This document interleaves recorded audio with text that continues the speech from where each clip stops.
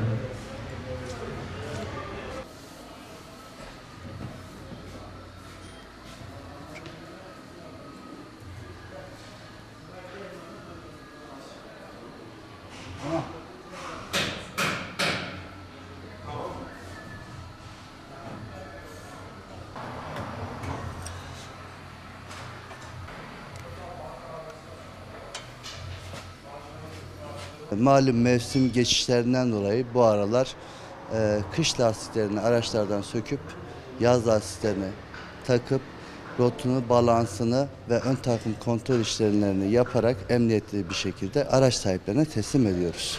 Şimdi lastik üretiminde kışlık lastiğin hamuruyla yazlık lastiğin hamuru bir değildir.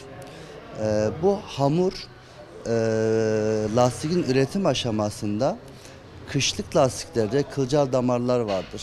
Ondan sonra kışlık kullanıma göre hamuru yoğrulmuştur. Buna göre içindeki maddeler üretiliyor. Yazlık lastikte ona göre hamuru üretiliyor. Yani kışlık lastiği yazın kullanmak aracın yoldaki yol tutuşundaki savurganlığına, onunla beraber yakıtta çok fark ediyor. Bununla beraber yol tutuşunda çok fark ediyor. Ve bununla beraber lastik yazın sabun gibi erir kışlık lastik. Yazlık lastik de kışlık lastiğin tam tersi oluyor. Yani onun da kışa göre, yaza göre hamur karışımı olduğu için. O da kışın yazlık lastik sertleşir kışın. Sertleştiği için yolu tutmaz. Onun kılcal damarları yoktur. Dişleri ona göre üretilmemiştir. Bundan dolayı yazlık ve kışlık lastik artık günümüzde çok tercih edilen bir parça diyelim. Araçtaki emniyet parçaları olarak düşündüğümüz zaman fren, ön takım, direksiyon, bunun yanında lastik. Bunlar kesinlikle idaresi olmayan emniyet parçalarıdır. Yani bugün gidersiniz ufaktan bir tamponu bir yere vurursunuz. Tamponun ezik de olsa, kırık da olsa, boyasız da olsa senin emniyetinle alakalı hiçbir şey temsil etmez. Ama lastik, ön takım, fren, bununla beraber bazı onarım parçaları, alt takım parçaları ve bununla beraber de rot balans ayarı. Yani rot balans ayarı da eğer ki bozuk olduğu zaman aracın yol tutuşunda da ciddi sorunlar ortaya çıkartır. Rot balans ayarını yapmadan lastiğin ömründe de çok fark ediyor. Yani hiçbir şikayetimiz olmasa dahi 5-6 ayda bir mevsim geçişlerinde ve 5-6 bin kilometre bir ayarlar kontrol edilmesi gerekiyor. Ayarlar kontrol edilirken de hem alt takımın check-up'ı yapılıyor, hem lastiklerde bir problem var mı yok mu bunların check-up'ı yapılıyor. Hem jantlarda hem rot balansla ilgili bir sorun varsa bunların hepsi onarımda yapılıyor. Yani sadece bir lastik değişiminde rot balansın da yapılmasının ne kadar önemli bir faktör olduğu ortaya çıkıyor bu şekilde. Bizim için en kıymetli, dünyevi olarak en kıymetli varlık ailemiz oluyor. Ailemizi hepimiz seviyoruz. Onun için araçlarımız ailemizi taşıyor. Onun için emniyet faktörlerine dikkat edelim. Frenlerine, ön takımlarına, yürüyenine, lastiklerine, jantlarına. Bunlara dikkat etsin araç sahipleri. Allah esirgesin, araçlardaki bir problem, emniyet parçalarında yaşanan problem ciddi kazalara neden olur. Bundaki en büyük faktör de lastiktir, ön takımdır, frendir. Bunlara dikkat edilmesi lazım. Ve bunların erteleme gibi bir ihtimali yok, idaresi yok bu parçaların kesinlikle. Bu işlerin idaresi olmaz.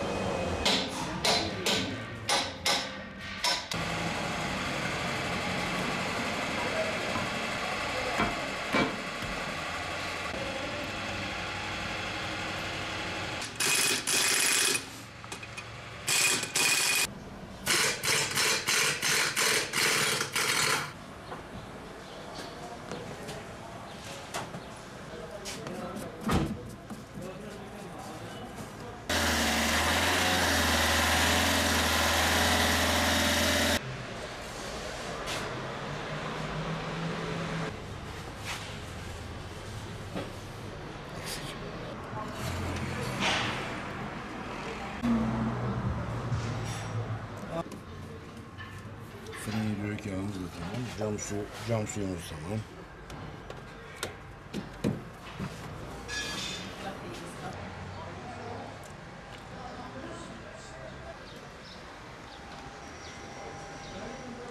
Araç kullanıcılarına tavsiyemiz önce kışlık araç lastiklerinden kurtulmaları. Kesinlikle. Çünkü kışlık lastikler yazın fren, viraj emniyeti yok. Olmaz yani. Çünkü kaygan zeminler için üretilmiştir. İkinci husus klima bakımları, polen bakımları. İşte motorda yağ filtresi, hava filtresi, mazot filtresi bakımlarını yaptırmak zorundayız. Üçüncüsü de fren balataları. Yani kıştan çıkıyorsun, frenlerimizden sıkıntı olabilir. Debriyaj bakımlarını kontrol etmek zorundayız. Hani kışın malumunuz patinaj olayı oluyor ya. Yarım debriyajda baskı balata dediğimiz sistemi çabuk öldürüyor. İşte yaza hazırlık şekilde yani ben yola gideceğim, tatile gideceğim diyen bir vatandaşımız, insanımız, araç kullanıcımız muhakkak bu bakımı, periyodik bakımlarını yaptırmak zorunda. Ortalama yağ bakımları, filtre bakımları hemen hemen 800'den 1200 arası değişiyor arabadan arabaya, markadan markaya değişiyor. Ama balataları falan çıktığı zaman iş daha da değişiyor. Yani fiyatlar biliyorsun malumunuz yerinde durmuyor. Ondan dolayı sağlıklı bir şey. Tabii tespit etmeden söylemek doğru değil. Araçların bakımı demek ailenin, kendinin ve toplumun ve vatandaşların canını kurtarmak demektir. Yani ille ki kendi canını değil. Çünkü yeri geliyor eşini, çoluğunu, akrabanı bindiriyorsun. Yeri geliyor yalnız başına yok sokağa çıkıyorsun. Allah muhafaza o bakımlardan arabanı mahrum bıraktın mı, masraf çok oluyor diye yapmadın mı bir nevi cinayet yani. Bana göre bir cinayet. İnsanın canına kat edersin Allah korusun veya sakat kalırsın bilmem ne olur. Bu konularda gerçekten de bakım çok önemli. Hayati bir konu. Sağlığın pazarlığı olmaz. Araçlarımızın periyodik bakımları hayati önem taşıdığından dolayı ısrar ediyoruz ama müşterilerimiz şöyle söylüyor. Ustalar para kazanmak için. Tabii ki para kazanacaksın, iş yapıyorsun ama illaki araçlarımızın sağlıklı olması lazım.